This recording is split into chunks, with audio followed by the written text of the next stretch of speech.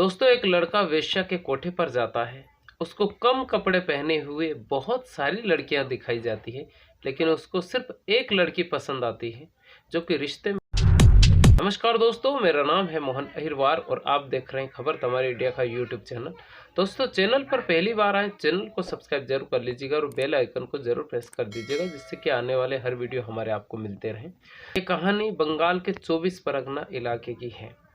दोस्तों, एक लड़का मेरठ के सराफा बाजार में काम करता है और उसका जो मालिक है वो उस दिन उसको दूसरी जगह पर भेजता है कि आप आज इस दुकान से दूसरी दुकान पर चले जाइए। दूसरे सराफा में वो भेजता है। सोने की दुकान थी उसके मालिक की, जहां वो काम कर रहा था।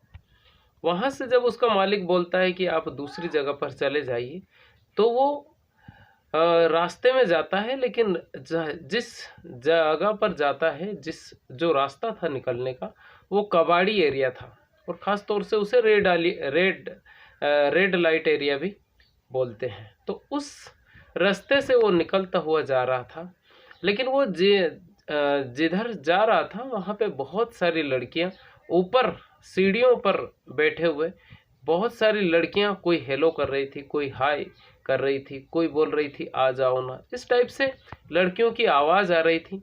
कम कपड़े पहने हुए थे और वो लड़की, बहुत सारी लड़कियां उसको आवाज़ दे रही थी। लेकिन एक लड़की को जब वो देखता है और उसकी नज़र मिल जाती है उस लड़की से, तो उस लड़की को देखता है और कुछ देर के लिए वो रुक जाता है।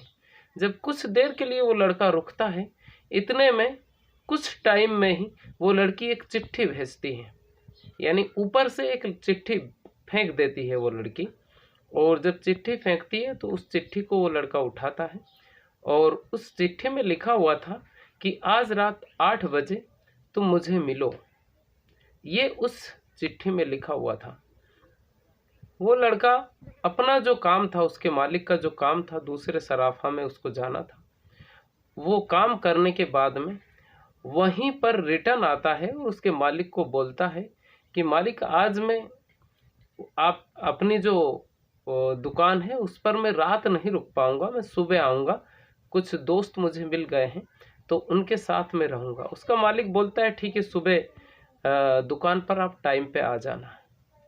ये लड़का जैसे ही रात होती है, रात होते होते ही जैसे 8 बजती है, ये लड़का वहीं पर पहुंचता है और जैसे ही वो सीढ़ियाँ पर चढ़ता है तो बहुत सारी लड़कियां उसको मिलती है। कुछ आवाज़ें देती हैं, कुछ बोलती है, जैसे कि अजीब अजब से उनका जो बुलाने का जो तरीका होता है, वो तरीके से उसको बुला रही थी और ये सीढ़ियाँ चढ़ता जा रहा था। जब वो जाता है तो जो लड़कियां दिखाने वाली जो लेडीज़ थी वहाँ पे, जिसको लीडर भी बोल सकते हैं, उनकी जो लीडर थी, उसके आसपास बहुत सारी लड़कियां खड़ी थी और बहुत कम कपड़े पहने हुए लड़कियां वहाँ पे खड़ी हुई थी। उसमें से सब लड़कियों को देखता है और देखने के बाद में उसमें से एक लड़की को के लिए वो बोलता है कि ये जो लड़की है ये मुझे चाहिए। जब वो लड़की का जो भी उसका जो पैसे का जो लेन देन था, क्योंकि वहाँ पे चीज़ें धंधे वाला ही मामला था वो, तो जो भी पैसा लेन देन था वो कर देता है। उसका जो पैसा था वो वही लेडीज़ ले लेती है और वो अंदर चला जाता है। अंदर जब जाता है, क्योंकि उसकी बहन उसके पास थी एक तरह से, जब वो अंदर जाता है तो अंदर से कुंडी वो लड़की बंद करती है और भाई सामने बैठा हुआ था, क्योंकि रिश्ते में वो दोनों भाई बहन थे। वो लड़की उससे गले से लिपट लिपट कर रोती है और बोलती है कि मुझे यहाँ से बाहर निकालो। तब वो लड़का पूछता है कि तू यहाँ आई कैसे? तो वो लड़की अपनी कहानी बताती है और ये कहानी आप सभी को अच्छे से सुनना भी चाहिए, क्योंकि आपकी बहन, आपकी बेटी और आपके परिवार से भी कोई स्कूल या कॉलेज जाते होंगे। वो लड़की कहती है कि मैं स्कूल जा रही थी और रास्ते में मुझे एक गाड़ी वाला मिला। मैं अकेली थी, जिस वक्त मैं स्कूल जा रही थी मैं अकेली थी और एक गाड़ी वाला मिला। मैं उतनी समझदार नहीं थी, मतलब मैं उतनी ज़्यादा होशियार नहीं थी कि मैं इस गाड़ी वाले को ना बोलूं कि ना चलूं। वो जो गाड़ी वाला था, उस गाड़ी वाले ने रास्ते में मुझे बोला कि क्या आपको चलना है, मैं यहीं तक जा रहा हूँ, आपको छोड़ देता हूँ। वो लड़की बैठ जाती है उस गाड़ी में, और उसके बाद में उसकी जब आंखें खुलती है तो सीधे मेरठ के उसी रेड लाइट एरिया में उसकी आंखें खुलती हैं। उस बात को लगभग 6.5 महीने हो गए थे। ये उसकी कहानी थी। लेकिन उसने कहा कि मुझे रास्ते में जैसे ही मैं गाड़ी में बैठी, उसी गाड़ी में बैठते ही मुझे ध्यान ही नहीं रहा कि मेरे साथ क्या हुआ, क्योंकि उस गाड़ी में 2 लोग सवार थे। एक पीछे की सीट पर बैठा हुआ था और एक गाड़ी चला रहा था। जैसे ही मैं बैठी, मुझे नहीं पता कि मुझे क्या खिलाया, क्या पिलाया या क्या सूंघाया, नहीं मालूम मुझे। लेकिन मैं स्कूल जा रही थी, और स्कूल जाने के बाद में मैंने जब आंखें खोली तो मैं यहीं पे मैंने अपने आप को पाया। इसी अंतराल में ये दोनों भाई और बहन बातचीत कर ही रहे थे कि बीच में एक और लड़की आई। यानी कि वो जो दरवाज़ा था वो अचानक खुल जाता है, और दोनों को जब देखता है तो वो जो सामने वाली एक और लड़की की एंट्री होती है, वो आश्चर्यचकित हो जाती है, क्योंकि जो लड़का बैठा हुआ था वो उस लड़की के लिए ग्राहक था जिस लड़की के सामने बैठा हुआ था। और जो उस लड़की के जो कपड़े थे एक तरह से ढक लिए थे, जितने कपड़े उसने पहने हुए थे पूरे तरीके से उसने अपने शरीर को ढक रखा था, और उसकी लड़की की आंखों में आंसू थे। जो लड़की बाद में आई, वो लड़की पूछती है कि आखिर ये क्या बात है, लेकिन वो ज़्यादातर चीज़ें वो समझ गई थी, क्योंकि उस लड़की के हालात भी वैसे ही थे जैसे कि ये लड़की रो रही थी। इस लड़की का नाम बदला हुआ नाम है, नाम नहीं बता रहे हैं इसमें आपको, क्योंकि सबीना नाम था उस लड़की का। और ये लड़की जब बोलती है तो बोलती है कि अगर तुमने मुझे ये सच नहीं बताया कि ये लड़का जो बैठा हुआ है ये कौन है, तो मैं अपनी मालकिन को बता दूंगी, और फिर तुम्हारे साथ जो होगा, क्योंकि वहाँ पे मारते भी थे, पीटते भी थे, इंजेक्शन भी लगाए जाते थे, और उत्तेजित करने वाली जो गोलियां हैं वो भी दी जाती थी। बहुत सारी चीज़ें वहाँ पे होती थी। तो वो लड़की बोलती है कि ये जो बैठा हुआ है ये मेरे गांव का है और मेरे परिवार का है, रिश्ते में ये मेरा भाई है। तब वो लड़की से वो बोलती है, वो लड़का बोलता है कि इस लड़की को किसी न किसी तरह से आप निकालो, हमें भी निकालो। यानी वो लड़का वहाँ पे उस वक्त निकल जाता है। वहाँ से दोनों भाई बहन मिलते हैं, उस लड़की के सामने निकलते हैं, और वहाँ से फिर वो लड़का चला जाता है।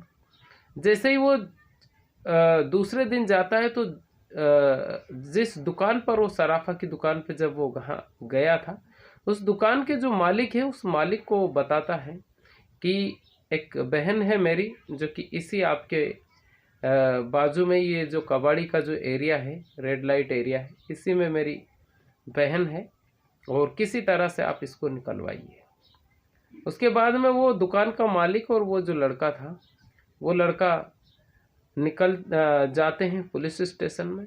दोनों एफआईआर दर्ज करवाते हैं उस जो कबाड़ी का जो एरिया था उनके खिलाफ। और उसके बाद में एक टीम गठित की जाती है पुलिस वालों के द्वारा, क्योंकि बहुत सारी लड़कियां थी वहाँ पे, कोई एक लड़की नहीं थी।